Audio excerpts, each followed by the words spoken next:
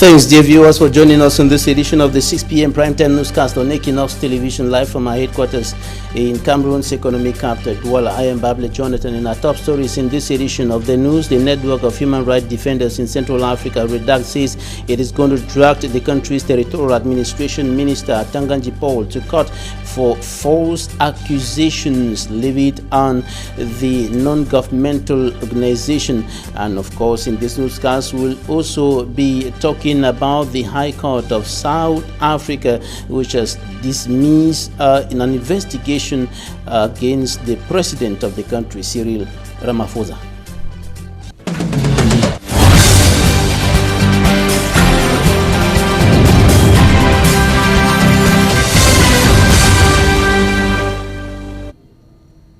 The network of human rights defenders in Central Africa, REDAC, says that it's going to track the country's territorial administration minister, the territorial administration minister of the Republic of Cameroon, Tanganji Paul, to court for false accusations. And this information was made public during a press conference here in Cameroon's economic capital, Douala. The non-governmental organization and others are accused of planning to destabilize Cameroon. Details with Innocent Azing. Executive members of the network of human rights defenders in Central Africa, REDAC, refute accusations advanced by Paula Tanganji, Minister of Territorial Administration. They and other non-governmental organizations received over 5 billion francs CFA from dubious sources to destabilize Cameroon. Statements qualified as severe by REDAC that is determined to drag Minister Paula Tanganji to court to provide proofs of his allegations. Shamefully and unfortunately, this member of the government, like his other colleagues, has the wrong target, thus making himself guilty of false, slanderous and outrageous statement. Paul Tanganji must not forget that he is a litigant like the rest of us, and that REDAC reserves the right to take him to court in due course to bring evidence of his slanders. REDAC says it will not shiver because of the minister's sneeze and will stand still and remain transparent in its activities. REDAC, more serene and more than ever strict in his boots, has nothing to fear. REDAC does everything transparently. We have a headquarters known to all, including the agents of Mr. Paul Tanganji. We have bank accounts whose movements and of funds are verifiable and verified at all times by the competent services. Minister Paul Tanganji has been challenged to do what is right at the correct time. Instead of the Minister of Territorial Administration blowing in the wind, he should rather try to confuse his enemies with conclusive and irrefutable facts, so that no one is unaware of them. The executive members of REDAC reiterate ceasefire and the release of Anglophone leaders and over 1,500 detainees of the Anglophone crisis, a step to end the armed conflict. This, according to the rights defenders, should be accompanied by truly inclusive negotiations. The network of human rights defenders in Central Africa, REDAC, is urging the international community to investigate all the atrocities committed in Anglophone Cameroon since 2016. Take a listen to the board chair of REDAC, Barrister Alice Com. Calling for the establishment of a mixed commission, civil society, National Commission on Human Rights and Freedoms, United Nations Center for Democracy and in Central Africa, for an independent and impartial investigation under the guidance of regional and international mediators into the serious human rights crimes of October the 1st, 2017, which resulted in more than 100 deaths in the northwest and southwest regions, as well as those of pinning in Menka and the massacre of 14 February 2020, which left at least 36 dead in Gabo, in the Ndonga-Mantum department of the Northwest region. Finally, RIDAC calls on all the active forces to come together to demand as soon as possible the establishment of the Truth, Justice, Reconciliations Commission, TJRC, in order to avoid a generalized civil war in Cameroon and for a true and lasting reconciliation between daughters and sons of Cameroon. The governor of the Northwest region, Adolphe Lele Lafrique, goes to war against Operation Ghost Town, constantly being imposed by pro-independence fighters across Anglophone Cameroon. And Governor Adolphe Lele Lafrique and his collaborators are now stepping up efforts to crush the Ghost Town operation. Details with our correspondent in Bamenda, Stella. Monday, March 9, 2020 was not a Ghost Town exception. Deserted streets, unopened stores and shops were visible enough in some parts of Bamenda.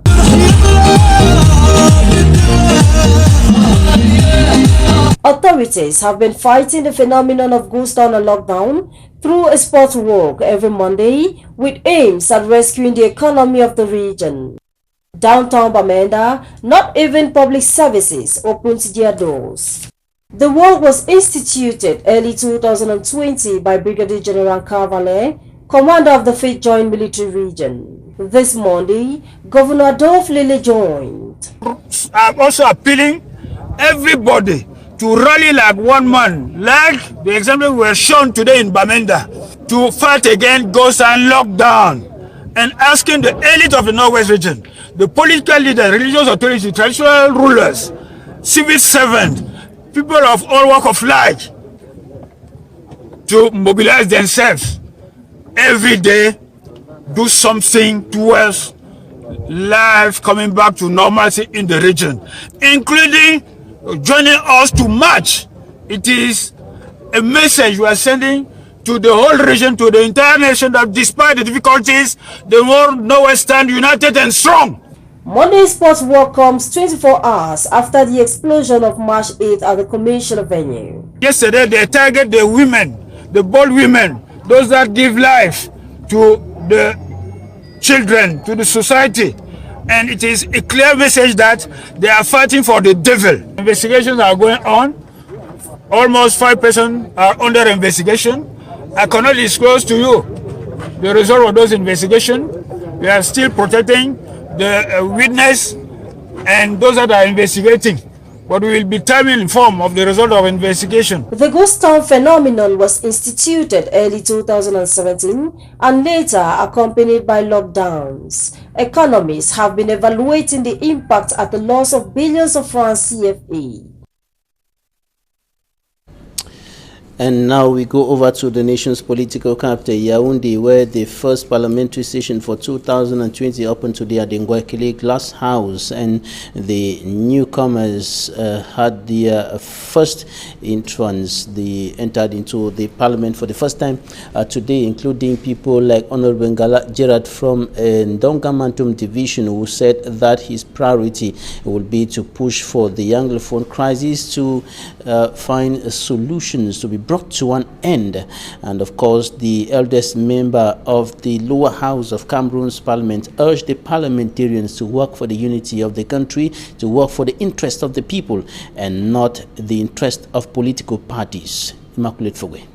January 9th legislative elections in Cameroon and the proclamation of results by the Constitutional Council has brought in new faces in Cameroon's parliament.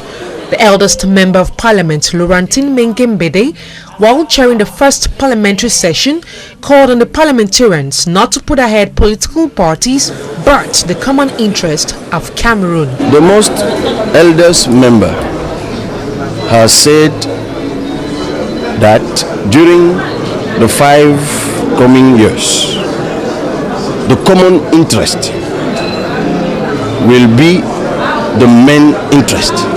It is not new. We have been mandated here by the people, and we are here to defend what people is waiting for us. So, one of the newcomers, 2018 presidential candidate, Honorable Cabral Libi, says the major issues that have to be tackled in Cameroon are Anglophone crisis, electoral code, the situation of the teachers, our educative system, the land reform, the budget, and the question of nationality. All these questions which are crucial for our compatriots. Honorable Ngala Gerald, another new face in Parliament representing Dongamantum Division in the Northwest region, expressed mixed feelings as he enters Parliament. To him, fighting for the return of normalcy in the two English-speaking regions of Cameroon is his major preoccupation. How to promote and advance democracy in the country by voting laws that would affect positively the population and making sure that we fight for development. But we cannot do this with the conditions, other conditions we have in the Northwest and the Southwest. So about my main preoccupation now shall be making sure that peace return not only in Kambe or Dongamantum, but Northwest, the whole of Northwest and Southwest region. So we will be preoccupying myself in finding lasting solutions that will bring peace. The March session of Parliament saw the presence of Cameroon's Prime Minister Chief Joseph John Gute and a host of other ministers. As of now, due to elections that were cancelled in 13 constituencies, the CPDM is occupying 139 seats out of 180 seats. As of now, 8 political parties are represented in the country's lower house of parliament, with the ruling Cameroon People's Democratic Movement (CPDM) political party occupying a majority of 139 seats and the other 28 seats for the other political parties in the parliament. Now to the southwest region of the country, where some women braved the odds, braved the security challenges in Mundemba on the 8th of March 2020 on the International Women's Day to preach peace, brandishing peace plans and championing the peace process in that part of the country. Details with our reporter Derek Jato. In their own styles, women of Mundemba, the divisional headquarters of Ndian Division, exhibited what they call the might and dynamism of a woman in songs, cultural display, and educative programs as they join their counterpart the world over to celebrate the 2020 International Women's Day. Described as hitch-free, the ceremony, which was organized here at the Mundemba Ceremonial Grandstand, had the traditional march past top on the agenda as women associations marched past the authorities of the division with messages of the need for peace, unity, and the respect for women, holding in their hands were peace plans. Chaired by the number 1 of the division, Fowang Lawrence, the senior divisional officer from Ndian Division, who in his remarks, while saluting the women for the wonderful organization, noted that days like this one are also for reflection.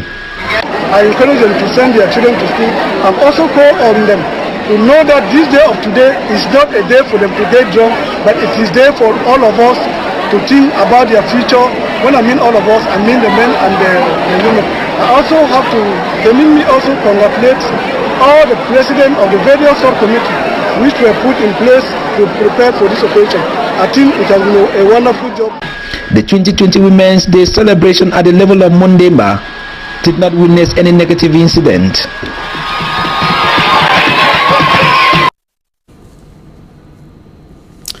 In the Nkambe, in the Dongamantum division of the northwest region of the Republic of Cameroon, a good number of women also came out to celebrate the International Women's Day on the 8th of March 2020, and of course the situation in the Kambe in the Ndonga Mantum division has been less tense compared to other parts of the country, and the mayors of the 5 councils in the Ndonga Mantum division have promised to unite their people under the common interests of development, and also to fight for a return to normalcy and peace. Details with for me, Armstrong Sander. March 2020 was the day for the mayors-elect of the 5 councils within Ndonga Mantum division of the northwest region of Cameroon to be sworn in as stipulated by the law in Cameroon. Coming from Mwa, Ndu, Mesiji, Aku and Kambe Central, the elected mayors and their deputies gathered at the Kambe Court of First Instance to fulfill the legal demand of their accession to the helm of their respective councils, as explained by Musa Shemfo, Mayor of Kambe. The first opportunity we had was the political aspect, which was the election, during which we actually took commitment to save the population. Today, the legal aspect has been added to it, and we can only renew that commitment of saving the people instead of saving ourselves. And in this particular situation, we are also pledging that this work will be discharged in all fairness, irrespective of political, religious, and ethnic affiliation. Our watchword will still be that we need peace, we need security, we need reconciliation, we need justice, so that we can move ahead to do the development of the people, which is our prime objective in this particular place. Film producer and now mayor of the Aku Council, Nkanyankwan Godlove, says the task ahead is preoccupying. The task ahead is overwhelming. I come from a very enclave community, and that has been my driving force to forge, to fight, and to try to emerge and stand in that position that I can begin to lobby, negotiate, and push for the interests of the community. With the preoccupying Anglophone crisis, Mayor Menyong Lawrence of Mwa Council says leaving the bushes to build the Mwa municipality should be the priority of sons and daughters of Mwa Council. We should have and let's live our normal life. That nothing will happen if they continue to be in the bush. It is time for development. Mayor Samin Bata of Mesiji is concerned with work part on his table. Manage revenue, all techniques, sign the death, marriage and birth certificate, and see into the welfare and development of the city. With these challenges expressed, the mayor of the Ndu Council, El Hash Abdul Kanfon Borno, says God will see them through. We pray on God. We are going to work in collaboration with the councils, in collaboration with the population and other stakeholders to cover the gap. The oath-taking ceremony was presided out by Justice Agecha Ogre Emmanuel, Vice President of the Kambe Court of First Instance, sitting in for the President. The ceremony also saw the presence of the Senior Divisional Officer for the Ndonga Mantum Division, Dr. Do Simon Quenti, and the Divisional Officer from Kambe, Mr. Ngida Lawrence Che. The February 9 municipal election saw new faces and names at the helm of the Mwa, Nkambe, Ndu and Aku councils, with the exception of Mesiji Council. In the advertorial coming up next, we're going to bring to you some heartbreaking testimonies of some victims of the Anglophone crisis. One of them saw her hand cut off by a bullet. One of them saw her father killed and his head cut off. And many of them have been forced to move out of their areas of residence, and they are under the care of one of the non-governmental organizations that have been moving from the from different parts of the 2 Anglophone regions and even to neighboring Nigeria, meeting IDPs, meeting hundreds and thousands of internally displaced persons, helping them to survive the Aya Foundation. St. Valentine Center in Buya, southwest region of Cameroon, is seat of the Aya Foundation, created in 2017 to grant humanitarian aid to war victims, especially civilians in Anglophone Cameroon, displaced in bushes, French-speaking regions, and in neighboring country Nigeria, where their living conditions are precarious. opening of the St. Valentine Center in Buea helped to relieve some of the war victims like returned refugees. I'm from here. This crisis started, went to Nigeria to do to bring me back here. I was living in Mountain. So when this crisis was going on, they shot me. So this my hand you are seeing here, they shot me there during the 1st October. My uncle here struggled all type of means so that the hands would get finished. So now they took me to Bamenda. So I saw this my uncle there. This is my beautiful uncle. I love him so much. He took me here before I'll be living here with this my brothers. He's getting feeling here back. Inside, it's still paining a little bit. I come from Bamenda. When this crisis started, they shot my father and they cut his head. My mother brought me to Bamenda. As they brought me to Bamenda, this uncle here helped me and bring me here. They cut my brother on and they shot my uncle. I cut my brother hand, my brother ear. This center is fully furnished to accommodate these war victims who are also on a monthly pocket allowance, though all their basic needs are provided by the Aya Foundation. We just pray that more people get involved so that we can do more than what we are doing now.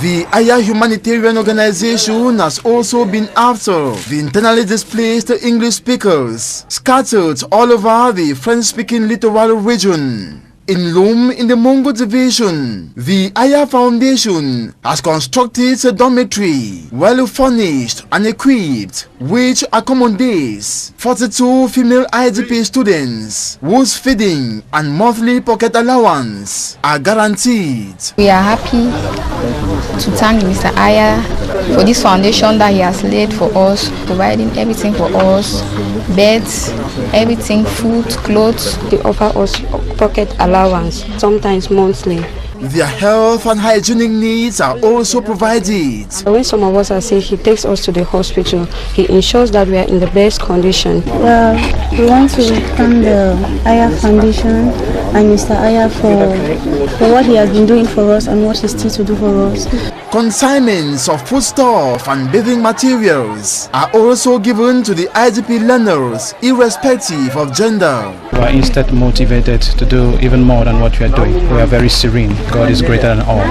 Aya Abine, founder and president of the Aya Foundation, and his team crossed the Mungo and Wuri rivers to hand over basic needs comprising bags of rice, cartons of soap, and others to the over 300 IDPs residing in a residence in Makepe Misoke in the Douala 5 municipality. That were displayed over Équinoxe TV, and we were very encouraged to come here and support this our daddy to bring some assistance to the people that are from the north and southwest regions fleeing war. And we were very encouraged by the fact that he alone, with little or no means, with his family, is doing this to hundreds of people. This has really been wonderful to what Aya Foundation has come with, to recomfort this displaced person, this IDP. If they can do that and to give education for our children, so we'll be very grateful. Aya Abine also promised to assist children of the IDPs go to school at all costs. The Aya Foundation, before it was blocked from crossing the border to enter Nigeria, had already effectuated 10 trips to camps in Nigeria, hosting refugees from the northwest and southwest regions of Cameroon.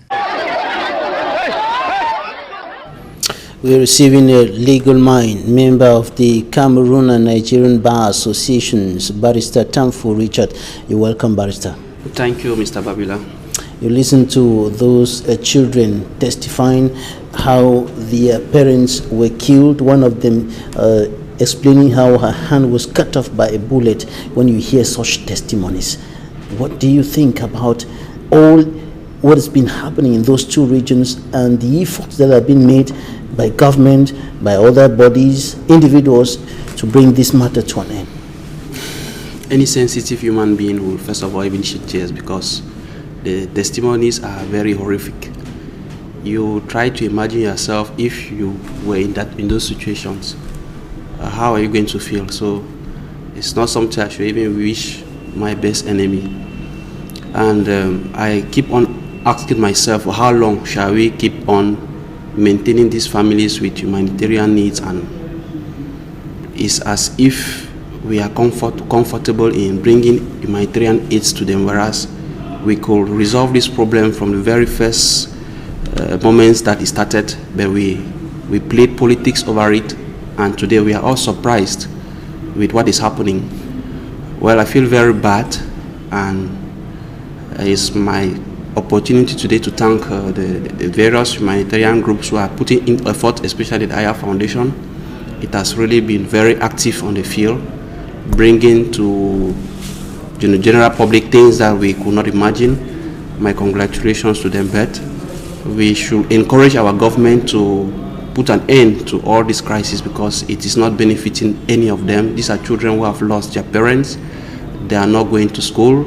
I don't know what their future will become, and it's really sad explaining. Barrister, in the perspective of international law, should children like the one who spoke in that report be attacked?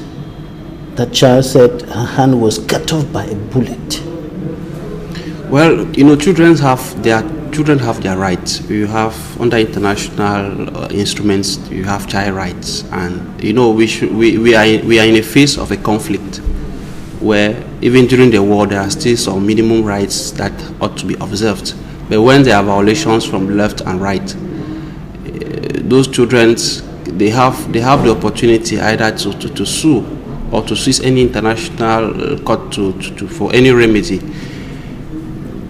But it is not like we are wishing them such a situation so that they have the opportunity to sue whosoever. Me, I still put myself, or I still place as priority that we ought not to even reach to this area where we should be thinking of children's rights or whatsoever.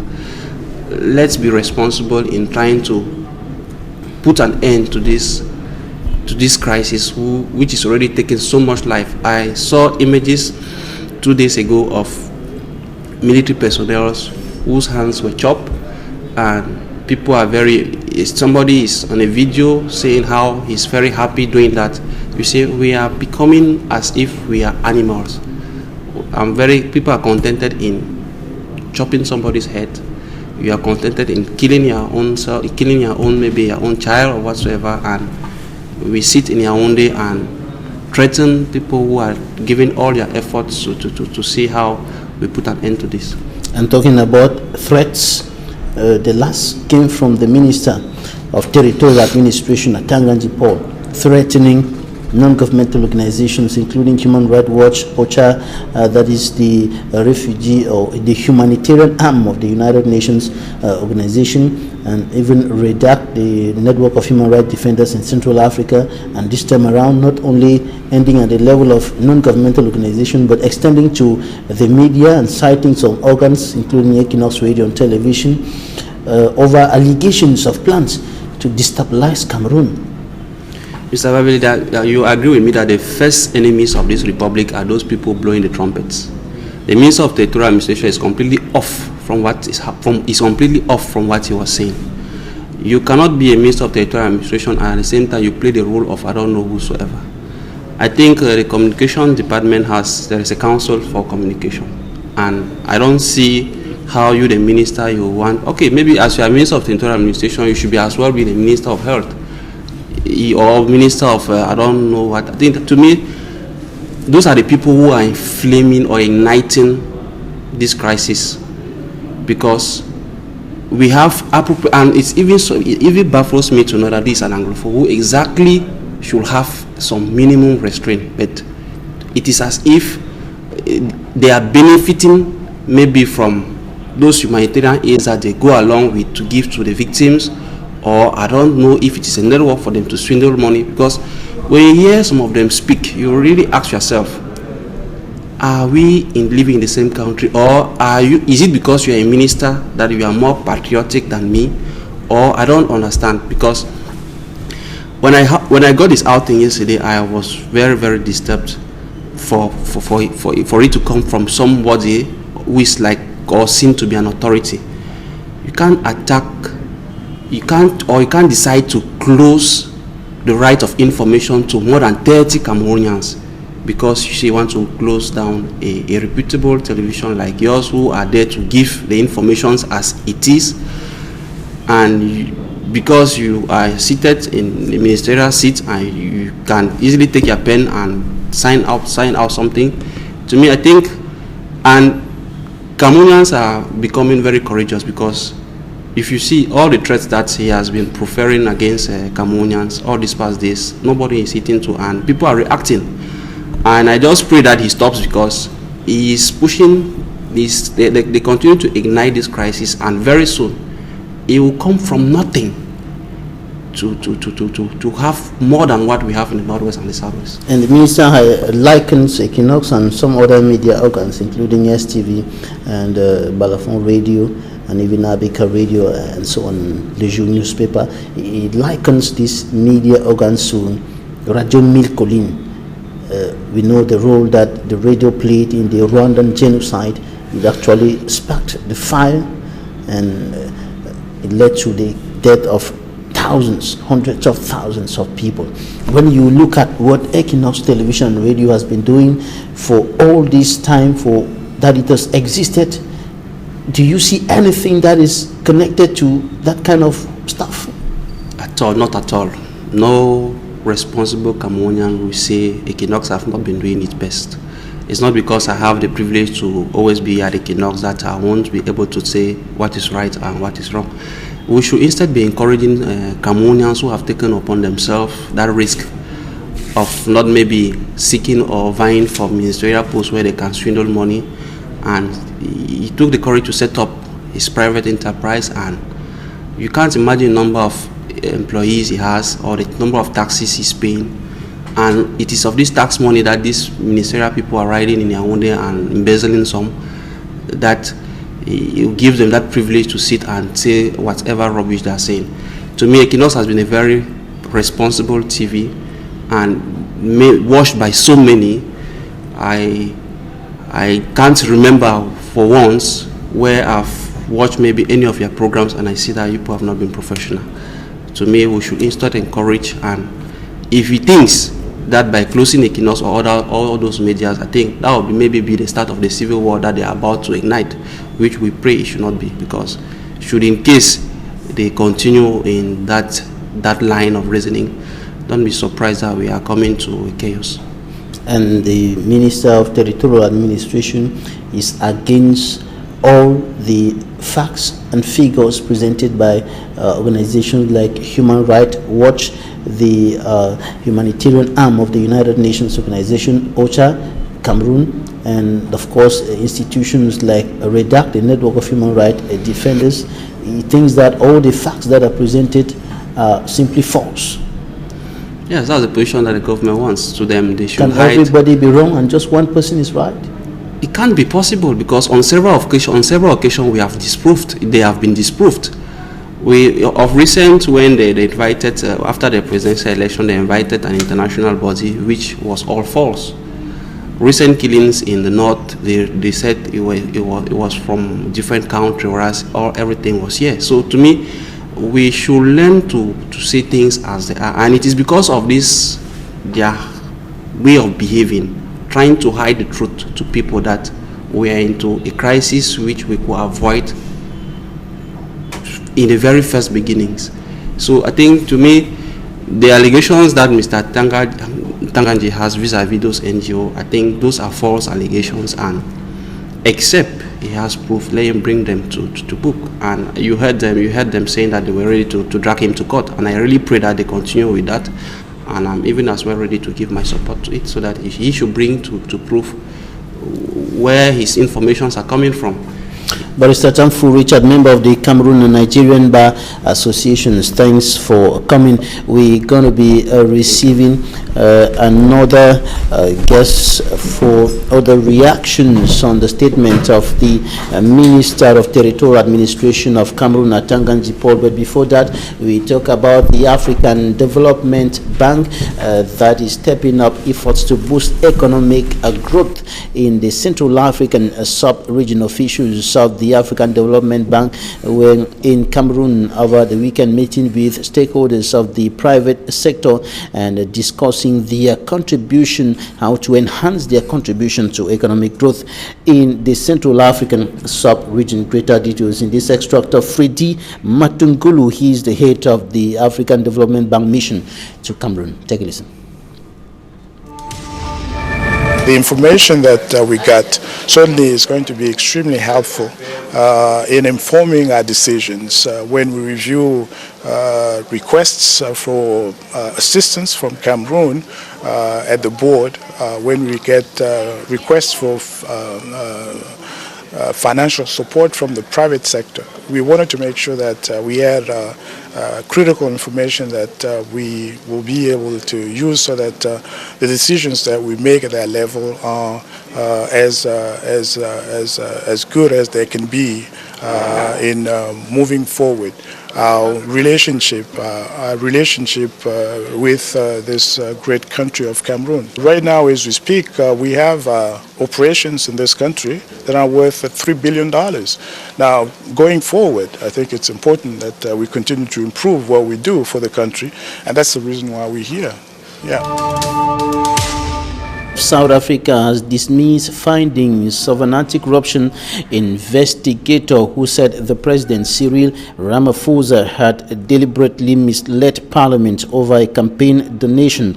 The court ruled that Public Protector Busiziwe Mbwebani showed a lack of knowledge of the law and did not have the power to investigate the donation. Judges also dismissed her call for the President to be investigated for possible money laundering. The ruling is a major boost to him, that's the president of the country, and the case revolved around a donation of more than $36,000 that a controversial private firm had made towards the president's campaign for the leadership of the governing African National Congress, the ANC, in 2007.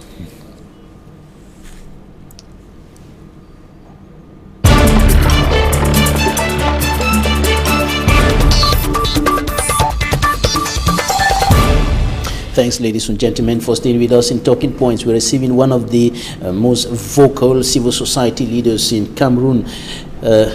Jean-Claude Abotem, you're welcome. Thank you, Babila. A member stand-up for Cameroon. Yeah, thank you for bringing me to this noble platform of this noble television that has been doing great work. And I think our presence here today is to reiterate our support towards what Equinoxe has been doing as far as our nation's building is concerned. We are watching you people, we know what you're doing, and we know the impact that you are bringing as far as democracy is concerned in Cameroon. What's your take on the threats coming from the Minister of Territorial Administration, threats to shut down Equinoxe radio and television and other media outlets over allegations of plans to destabilize the country by some international non-governmental organizations? Well, Mr. Babila, permit me to say the threat was not for Equinoxe television or the other media outlets, but it was a threat against press freedom and the expression of human rights in Cameroon. You see, the press is a platform for expression of opinions, and when someone attacks the press, he is attacking the right of a people, and that is why we have been standing. You've seen people have been reacting in different platforms to tell the minister that you don't play with our rights. Equinoxe is a platform where everyone is called to express his opinion, and when you attack Equinoxe, you attack us, and there is no how we can be indifferent to that attack. What do you think about work being done by Equinoxe Television, the work that is being done here at Equinoxe Television, as far as reporting news is concerned, as far as programs is concerned? Do you see any link anywhere with plans to destabilize the country? Sincerely, since morning, some of us have been coming here to your TV to encourage you guys, to tell you that we are together. I as a person, I will say there is nothing wrong with Equinoxe reporting, because all your programs, you try to balance them. Your debate programs, we always have members of the government who at times don't even come. So they will not blame Equinoxe for bringing out information that Cameroonians need to know. How is that going to destabilize the country? On the contrary, the fact that the regime doesn't communicate is a big setback to our democracy. The fact that the regime doesn't open doors to information, especially as far as the private media is concerned. You know so well that it's not easy for private media to have access to information from the government. There are meetings they don't give private media the opportunity to get information, to get first-hand information. All that sum up to the fact that the government is not present, and then those who are present, Equinoxe cannot stop them from talking.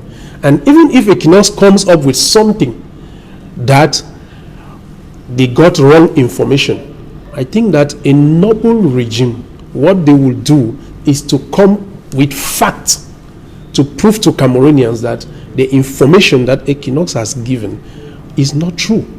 We have not seen that. Instead, the minister will take upon himself to make a public show of disgrace, which is not normal for an administrator. What we would have loved to get from the minister is to come in front of Cameroonians, because he is working for us. He is in our payroll. He was supposed to come and say, Equinoxe gave this information, and this is the right information with facts. They have not done that. And I know the minister is reacting based on what happened in Gabu. Everybody cannot be wrong, and it's the minister alone. And we have not seen the minister concerned was the minister of defense. We have not seen the minister of defense come up with real facts to contradict the information that the human rights bodies brought forth. And even the church. Even the church. And Mr. Atanganji cannot claim that the church is wrong. I'm a Catholic, and I believe that before the bishop of a Roman Catholic church comes in front of the press to give an information and organizes a mass for that purpose, there is a lot of fact-finding, fact checks, and all forms of verification. And then the bishop is on the ground. So even if members of the Redux were wrong, the United Nations were wrong, the bishop will not be wrong. That is not true. So the problem is with Mr. Atanganji. He should go back to himself and understand that their approach in handling what the Anglophone crisis is what is making us to be where we are today. And I think that is what he's trying to hide, because the press is bringing out happenings, real happenings that they are trying to hide.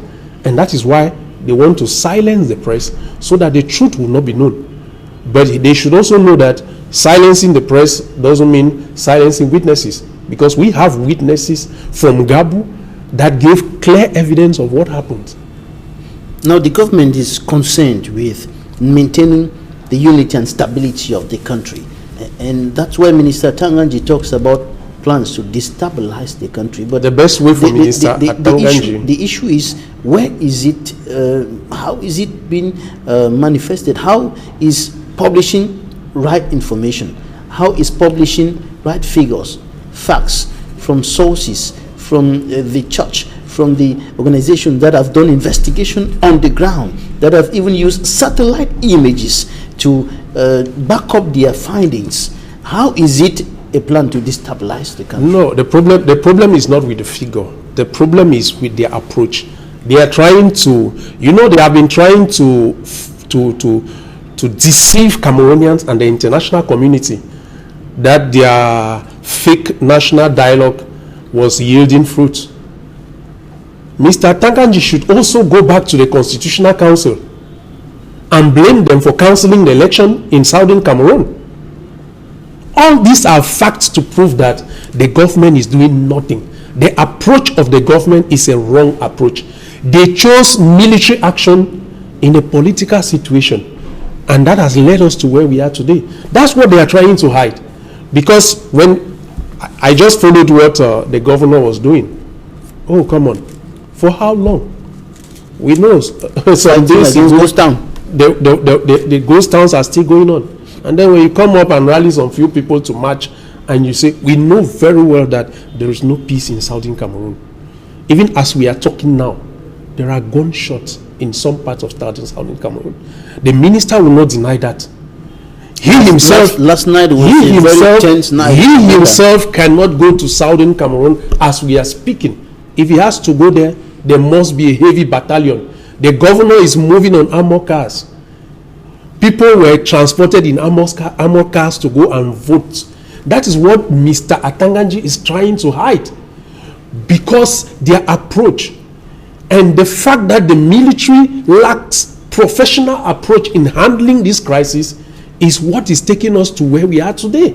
And we need to face facts. And I think that Mr. Atanganji is supposed to work with the press, the human rights bodies that have been calling for one thing. We need a ceasefire, and we need to sit on the table. They started by pretending we don't talk with terrorists. Who are terrorists and who are not?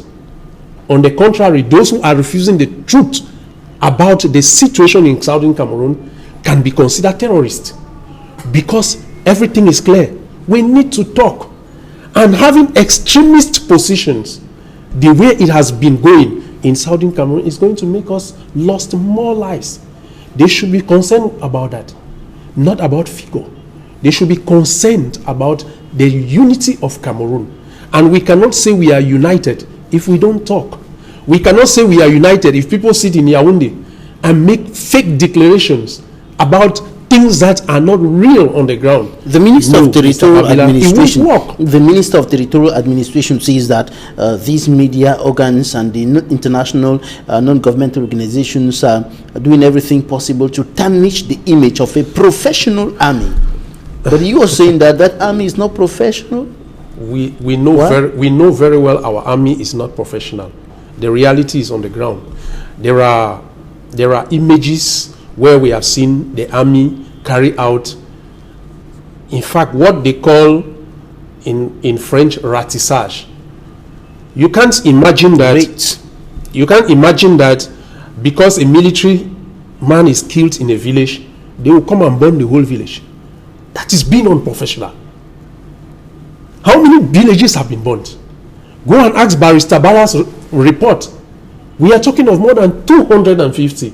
And if we have to update that, is that how you call a professional army? A professional army is supposed to defend the people.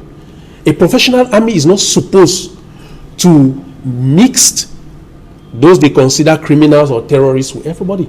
Why are people running away from villages? Why do we have refugees? Because they are running away from the military. And that is a fact. And if the minister thinks that it is the press that is tarnishing the image, the press does not create information. The press gives information. The minister should tell me how many times Equinoxe has been on ground to create information and tarnish the image. No, Equinoxe reports. If Equinoxe sees that there was a black wall, it is for Equinoxe to say there was a black wall. And the minister should also understand that today Equinoxe credibility is also at stake. Because if Equinoxe does like the national press, we have other media outlets today, we have Facebook, the images will disprove you people. And there are many people today who don't rely on the national press because we know the information they bring forth is not true. So Equinoxe has the right to bring the information as it is. And if the government think that they have something contrary to that, I don't think Equinoxe will stop them. Equinoxe has never stopped. I know that Equinoxe has been inviting many ministers for program and they don't come. Why don't they come? let them come and tell Cameroonians the contrary of the information that we have. The fact that they don't come means that they are guilty. Whatever the case, like as our the Equinoxe Chief Executive Officer Severin Chunke said yesterday in the 8 p.m. news, we will continue to do our job. We will continue to give Cameroonians right information, right facts and figures streaming into our studio. And as we move to the ground to get the facts, we will give them out to the people within the ambits of the ethics and deontology of the profession. Abotem Jean-Claude, member of Stand Up for Cameroon, thanks for coming. It was a pleasure, Babila. I will always be here whenever you invite me. Thanks. Thanks, ladies and gentlemen, for staying with us. Goodbye.